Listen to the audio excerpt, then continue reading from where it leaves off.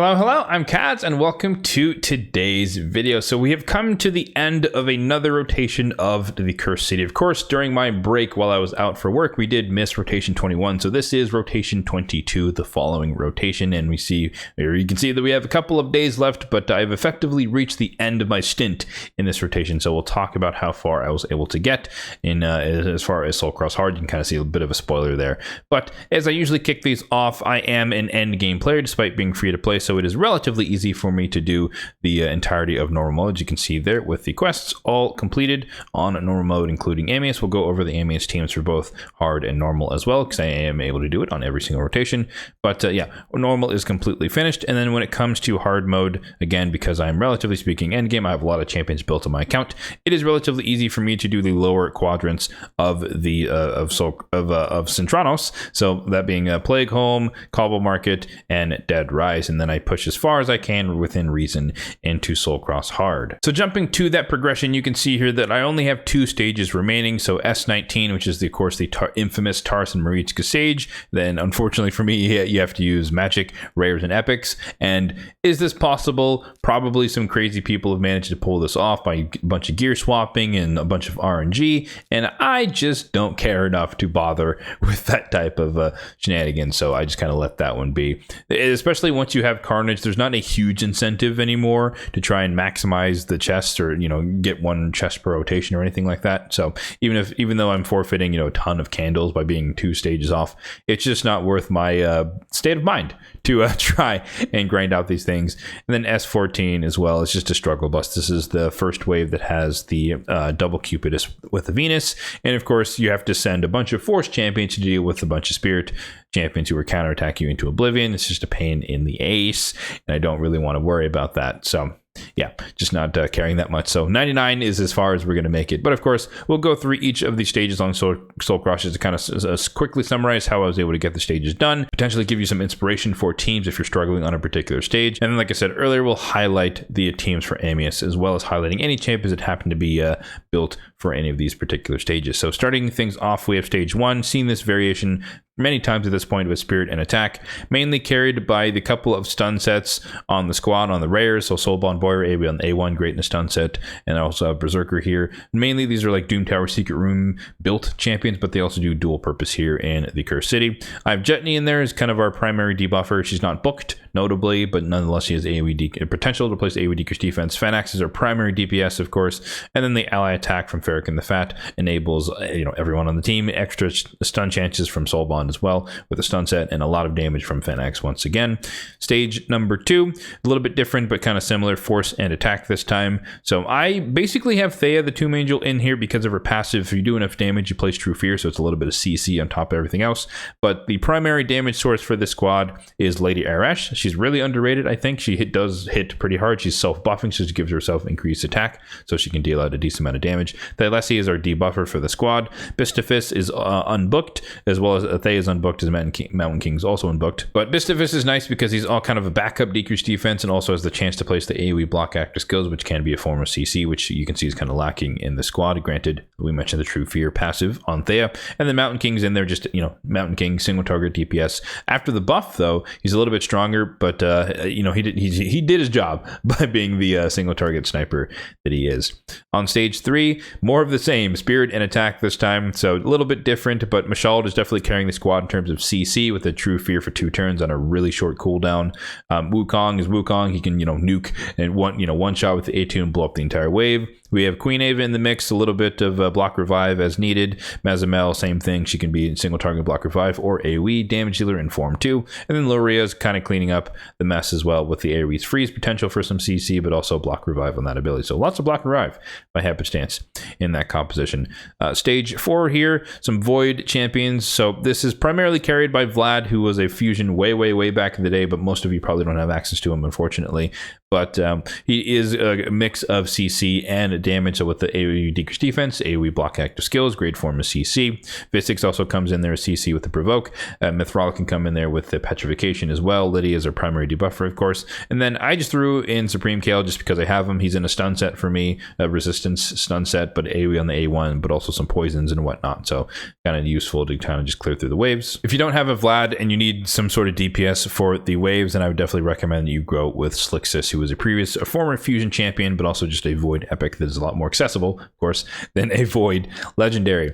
For the Iron Twins, this is the team I've run many times, and I kind of just let it run on auto, but I have Gomlock in there because he has 5-star Brimstone, regardless of being negative affinity. It's just Brimstone, it can't be removed, can't be cleansed, so it just helps us do some damage. Wukong's in there, once again, doesn't matter if he dies, and he does die, of course, because the boss kind of stacks up damage over time. He just revives himself and keeps going. Varl stays alive for a little bit, and then he dies eventually. We don't have a reviver on the squad.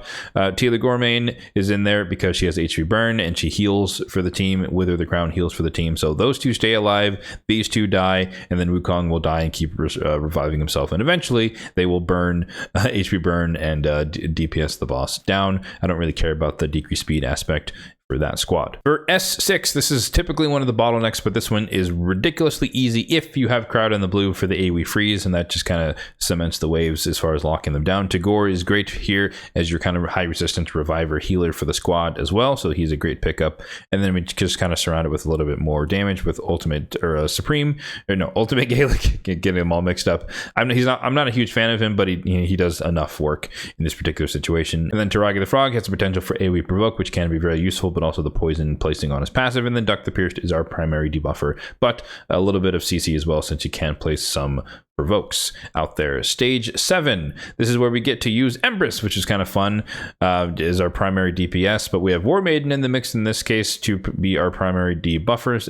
You could also use Thylessa if you wanted to upgrade to that. But Doom Priest in there for her passive, cleansing all the freezes and stuns and everything. You could see there on the last wave is very painful. Rector is kind of our support healer reviver for the squad. And then Lady Arash, once again, is the DPS. But you have a lot of options here. You can run Jamarsa if you happen to have her. Aothar is decent. Sinesha, you could put her in a stun set.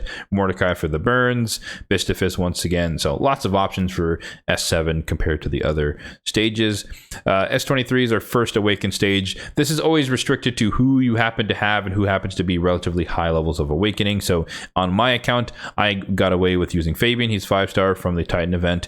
Deacon, just luck, he happens to be at 5-star. Siffi, I have used Essence to get her all the way up there, so I used her as well. Theodore got lucky with the pull, and Marius, you can see in work to get him to eventually to 6 stars, but for now he's at 2 stars, and Marius is just strong. So again, this really depends on who you have. Good examples are like Loki, a previous free to obtain champion with the 5-star soul from his event. Great for this. Mithrala, same thing. Titan event for her. So there's a lot of champions that are a little bit more accessible that you can still run into this use to qualify for that stage, and then you can get a team going. Stage number 8 is can be a bottleneck. In this case, it's a little bit one of the easier ones. So I'm running Yannicka as our primary DPS. Carnage is great because you can lock passives and potentially block actives depending on who the RNG of landing it if you spread the debuffs around. But he can essentially solo or he can single-handedly lock out wave, which is kind of nice. Debuffer in Stagnite, a backup DPS in Jingle Hunter, but I always like to point out that he does have this secret CC ability here where if you happen to kill an enemy with this, you get an AoE freeze on everyone else, which is kind of sneaky good. And then Dur the Hunger is our support for the squad to keep everyone alive. But I do want to mention for recent players, of course, Michelangelo, part of the raid collaboration with Teenage Mutant Ninja Turtles, he can be a decent source of damage as well as the evade passive and also placing the stuns strategically as need be. So he can definitely come into play there. We have the Sand Devil, which can be quite tough. I had a lot of clanmates ask how to get past this stage. I have Siffi on my account, so that makes it relatively easy to do. She just sleeps on the A1. But assuming most of you don't have Siffi, the way I beat this before, even I had Siffi, was this epic here, Cornelia, who notably has a AoE sleep on a 3-turn cooldown when booked. But relative to the speed of the boss, you're going to take a lot more turns than him, so you should be able to get back to this relatively easily. And so you basically just So you sleep him once, you try and ideally place some debuffs. In that meantime, you survive his big hit one time, and then after that, you should be able to sleep him enough times to keep that big AoE at bay until you have some form of damage to be able to kill him. Morgain is great for this fight because if she gets a turn at the right time while the boss is asleep, she can place an irremovable hero reduction, so he can't heal from his other active ability, but also it's just another debuff on the boss that allows you to do more damage. Madame Ceres is my debuffer in this case. Mithrala is kind of the cleanser to keep the decreased accuracy, decreased speed off the team, but also to provide poisons on the A1 whenever she has an opportunity to do so for extra debuffs, extra damage. And then I just threw Ferolni in there as my DPS, but again, you could run poison comps, or you can run, just Mithrala as your poisoner to slowly but surely DPS him down. The main takeaway here is Cornelia is the most accessible sleep champion, so hopefully you do have her and you can use her on your account, because S9 is definitely a bottleneck if you're trying to progress to the back half Soulcross hard. Moving on to stage 10, another void section. Once again, Vlad coming in doing the exact same thing. I have Sifia on my account, so I used her. Umbral Enchantress, hardcore carry with the 2-turn provoke. Granted, she locks herself out, and you can get around that apparently with a stone skin set, which is kind of weird. But nonetheless, she's like a hard form of CC. Lamasu can come into the mix. I'm using her mainly for the speed orb, but also she can reset, so you can do the same thing between the waves. And then I just threw in Necret because I have Necret. But there are plenty of other options to kind of keep your team alive and running. This team here, this double boss can be quite tricky. It is the Nether Spider combined with hard mode Ice Golem, or the tainted fire, or tainted Clysis, whatever his name is. But MVP here for sure is Spirit Host. Granted, it's on a 5-turn cooldown, but nonetheless it is a cleanse and block debuff, so that is how you get around the initial onslaught of poisons that can keep your team running. But Vogoth is in there as well, which is nice because he can place the leech on his passive, so your DPSs can heal themselves off if they attack the right targets, of course, who are under the leech. Yannika's in there for DPS. Mishaald's in there for DPS, but I do also use him to steal a counterattack from the minions, or one of the minions, and thus whenever anything else hits him, he can counterattack. Particularly if the spiders attack you, he counterattacks and kills them, and that doesn't count towards them activating the nether, or healing the nether spider, which is kind of a good way to get around it. And then Roll the Huntmaster, definitely our primary DPS for the squad with the 6-star Crushing Ren, but the Hex placement, and then his passive, or his other ability that hits really hard against enemies under Hex. So that's how we're able to do that particular stage. Moving on to S12, we have Fabian in there, basically single-handedly controls the entire waves all the way through, so that's kind of easy peasy. And then you just kind of fill it with a little bit of DPS. I have Newt in there as our primary DPS, Morag as our secondary DPS, Kyoku is in there to protect people, and then if need be, we have Rockbreaker in there to provoke if the CC lockout from Fabian isn't enough, or specifically to deal with the Jing Wands. You can activate his passive on purpose and then put the True Fears out there, or do it in the reverse order where you activate the True Fear to get the passive out there, and then you can provoke as need be. So that is how I got around that one. S13, this was a tricky one, at least for my clanmates that have said, but for me, unfortunately, you may or may not have Rhodos, but Rhodos kind of solo, not single-handedly soloed, but he was kind of the primary DPS for the squad. But nonetheless, we have a couple of more Doom Tower Secret Room rares in here, stun set on Kale, stun set on Judge, Foley's in there, a little bit of DPS, and then Gaius is nice for the AoE sleep potential. Granted, there's a couple of Force Affinity Cleansers on wave 3, so he might not actually end up working once you get all the way to wave 3, or I guess it's a bit of RNG. Moving down here, stage 16, more Void champions, Vlad and Umbral coming in, the dynamic duo, and Sify as well, but we're bringing in Skrank because he's allowed HP burn, a decent amount of damage as well, and then Gurgrim in there for the speed orb, but also the AoE poisons and a little bit of healing, good support for the squad. But again, the tandem of control with the Vlad and the Umbral are what make that one a lot more possible. S25 here, once again, an awakened stage, depends who you happen to have. In my case, we have Deacon once again, Fabian once again, Wukong's coming in there with the 4-star from his Titan event. Mazamela for me happens to have 4 stars, and then Vlad cleans it up, or rounds it out with the 2 stars there. Again, DPS and control. Next up, we have hard mode Fire Knight, Tainted Fyro. This is similar to a team I ran in the past. I typically had this team of all epics with Arbiter, but since I had Elva having block debuffs out there to to block the decreased defense, decreased speed worked a little bit better, or was a little bit more efficient, so I opted to run that instead. But still, we have the core of the 4 epics here. So we have triple hitter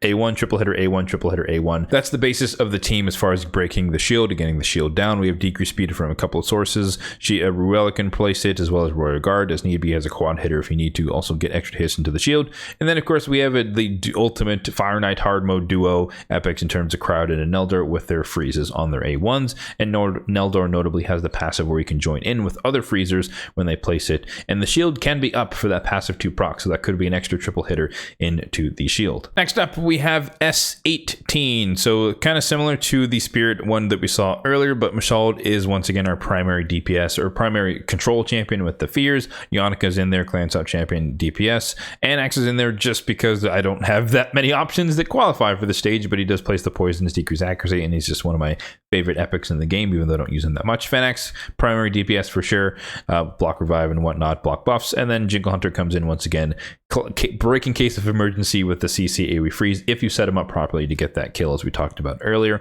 S20 was definitely a bottleneck for a little bit, but I did end up getting a decent amount of RNG to be able to complete this one. This is really, really hard to pull off. This is a pretty tough stage, but double Mishinaki helps us deal with wave 1 especially, and wave 2 a little bit to kind of remove the buffs that wave 2 can put out there. But the main thing to make note of here is that we have once again Taragi in there using the AoE provoke that he has in his kit, and then Duck the Pierce is our debuffer, but also the provoke that he has in his kit, and then Frolny is our primary DPS for this particular rotation. So able to get that done, which enabled me to enter the back half because, of course, as we already talked about, there are 2 stages that were left incomplete. And so these 4 are actually new. I had not actually, or sorry, not this one. The S15 was something I tried before, but these back 3 are actually new. I hadn't tried them before, just because of the different rotations of the Cursed City and having it, depending on if I can actually get to the back section.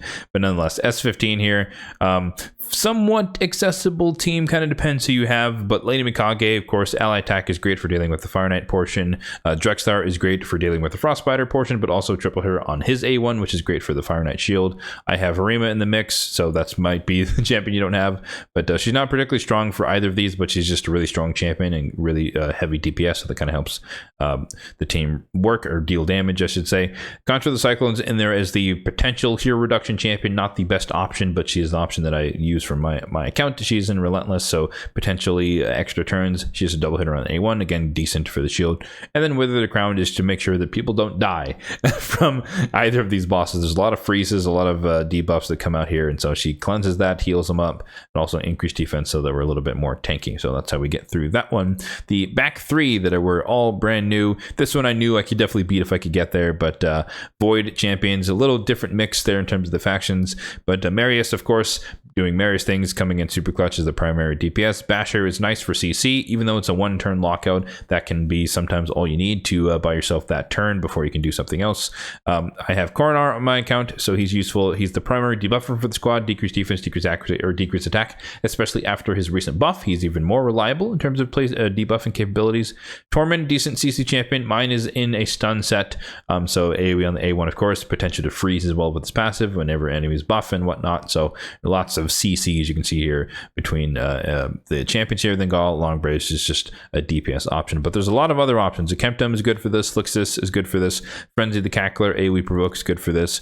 What is his name? Gom Yellowhand, a relatively recent Void epic who I just recently built for Hard Run Faction Wars, but AoE stun there. Not 100% chance, but pretty decent. I think it's 75% chance. So lots of options if you need to support Scathix, good cleanser, shield, and then Broadmoth if you need to revive people. So lots of, if you can manage to get back there, it's a relatively easy stage with a lot of accessible champions. S24, same rules apply, whoever happens to qualify. This one's a little bit trickier because you have to use attack and defense, so you don't necessarily have a lot of healing and support, but thankfully for me, Soul the Drakes did qualify, so she was our healer. I run her in Relentless, but the AoE stuns, double hitter is really, really strong, and then everyone else is just a nuker, as you'd expect. So Roto's coming in, Harima coming in, Ninja coming in, AoE freeze, and then Herndig coming in as well, decreased defense, the debuffer for the squad. And then last but not least, we have the Dark Fae with the Dragon. So this was a really interesting one. It took me a while to a couple iterations to figure out the most optimal team,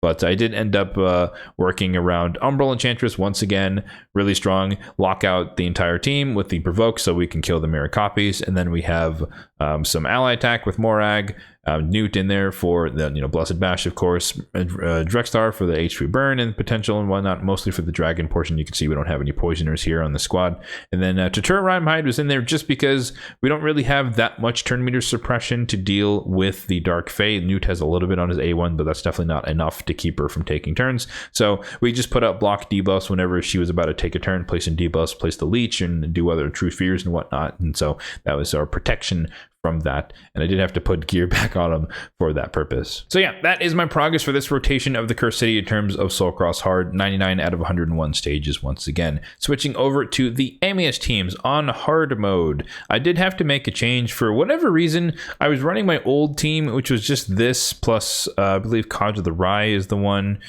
Yeah, I usually ran this, and I tried for like an hour on stream a couple of weeks ago, and it just was not working for me for some reason, even though it historically had worked in the past.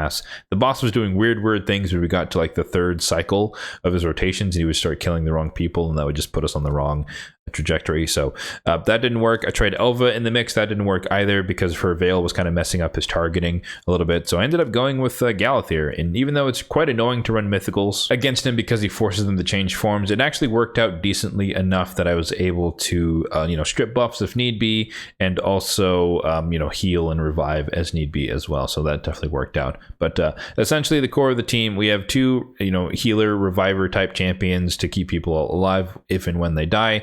Whether the Crown is another healer, reduction champion, and Hellborn Sprite, and then Drextar is just in there for the burn / brimstone. So slowly but surely we burn the boss down with the burns and the brimstone, and that's kind of the damage for the squad. Switching over to normal mode, let's take a look at that Amius team as well, because they're not always in sync with one another. This was definitely more of a have some fun aggro team. So this is not necessarily working around the mechanics of the boss. This is just once again me being relatively endgame, and I can just get away with a lot of shenanigans here.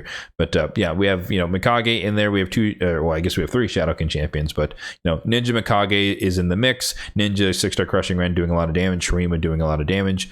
Riho Bone Spear is our primary debuffer for the squad, so she kind of sets the table for everyone else to deal their damage. And then Whisper coming in, of course, massive damage with her A2, ignoring all defense when you have Weaken out there, which of course Riho brings. And then if we needed to survive a little bit, we have block debuffs in the cleanse from Riho as well. So definitely not the recommended team for you guys, but nonetheless I did have some fun using this team on normal. But yeah, you can kind of run the same logic as far as having some sort of healer, reviver, some hero reduction champion if you're worried about him healing himself, and then a couple of DPSs to eventually kill him. And I'm sad to say that despite my best efforts, I did not take first place in my clan. Someone did it in 5 turns, but it only took me 7, so I failed. He beat me on this one.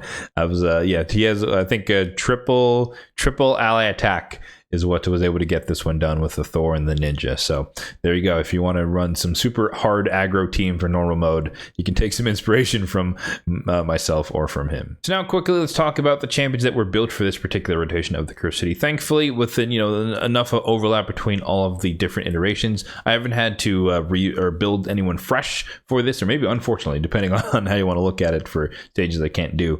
But nonetheless, I didn't have to build anyone from scratch for this rotation. I just used champions as they were. However, there were 3 champions that were already built in different ways that I did re-gear in order to re-optimize them for the particular areas. So one of them I already mentioned was Tatura Rhyme. So down here, you can definitely tell all I needed him to do, like I mentioned, was just to place block debuffs and increase defense at the right time. And so I didn't really need a bunch of stats on him. I just needed him to be relatively quick, relatively survivable. So quick total stats here: absence of accessories, 60,000 on the HP, 4K on the defense, 255 on the speed, and it didn't care about the accuracy resistance. So just a speed check to make sure he can place his buffs before the boss would do something, as we talked about before. And then a couple of epics. Ruella, I had originally built her out for my Sand Devil team to pair with the Siffy, the sleep combination, but it turns out that her placing decreased speed it was it was slowing down the boss too much, and it kind of threw my DPS out of whack. And so we're actually waking up the boss, yeah, it just wasn't working essentially. So I ended up benching her from that team and switched to someone else. But nonetheless, I did re-gear her for that Fire Knight stage. I forgot that I needed it for that. So once again, just kind of slapping some gear on her. You can see a lot of gear is level 12, so you don't need her to be that survivable. Just needed her to do her job. So I guess divine speed is or 2 speed sets is kind of the way here. We just wanted her relatively fast. But here, total stats, 52,000 on the HP, 4k, almost 4k on the attack, 3,200 on the defense, 300, almost 300 on the speed, and then enough accuracy to land her debuffs against that version of hard mode Fire Knight. And yeah, just optimized for speed. Just wanted to go fast, turn meter boost for the team, land her debuffs, and break the shield on the Fire Knight. And then last but not least, Honorable Enchantress. I just had to rebuild her to be a lot faster, to be the fastest on that Dark Fae team. So she was already kind of built in a similar fashion, but I just re-optimized for speed while maintaining enough accuracy to make sure that she can control the mirror copies for the initial turns so that I could come around and kill them. So her total stats, 42,000 on the HP, 4,600 on the defense, 263 on the speed, which was fast enough for that use case. Crit rate on the gloves, that's why the crit damage is so low, but 167 there, and then enough accuracy again to provoke the mirror copies. I guess before I get too far ahead of myself, I should mention that a lot of the champions are mastered for various purposes. Umbrella Enchantress, she used to be way back in the day one of my arena, or my arena lockout CC champion, so that's why I have her masteries built for kind of like for PvP, but Eagle Eye on the support tree there for the extra accuracy. A lot of the debuffer stuff here on the right hand side, boosting accuracy, boosting stats, and the defense tree, a little bit of extra stuff along the way there. For Uella, again, I plan to use her at some point, or I had planned to use her for the Sand Devil team. It didn't work out in the end, but nonetheless, I did complete her masteries. Standard debuffer stuff here on the right-hand side of the support tree. Offense tree, making our Crescent Moon down to Giant Slayer, because of course she has a triple hitter onto the A1. And then Tatura Rhymehind used to be on my original Sand Devil team that was kind of based around Revive on Death and like Woad Painted and all that stuff, Maruka. But all I needed him was a little bit of healing because he was one of the tanks for the squad, and so we did the tier 1, tier 2, but didn't really end up needing to go all the way out to the tier 6 masteries. So yeah, that's going to do it for my progression this time in rotation 22 of the Cursed City of Sintranos. So we're a couple of iterations away. I think maybe in the next rotation, assuming I get somewhere similar, we get another 60 points, obviously minus the 40 from completing everything. Maybe we'll complete everything one day, who knows, but we will earn ourselves another chest, and hopefully for the first time we can get that Carnage soul that's supposed to be in those chests. I've opened like 5 or 6 of them after getting Carnage, and I've yet to get any awakening for him. Neither have of course pulled it from a soul stone, but hopefully, still hoping to get to the 3-star and beyond for him, just to get a blessing on him to use him for obvious reasons in the arena. Let me know in the comment section down below how far you made it in this particular rotation of the Cursed City, and also if you do happen to have Carnage, let me know what level of awakening you have on yours. Did you get all of the ones from the chests in the Cursed City, or did you happen to pull him or pull his soul from soul stones? As always, if you did find this video helpful, be sure to hit that like button down below. Really does help out the channel, and feel free to hit the subscribe button down below if and only if you're enjoying the content overall on this channel for more content just like this one in the future. Thanks for watching, and have a good one.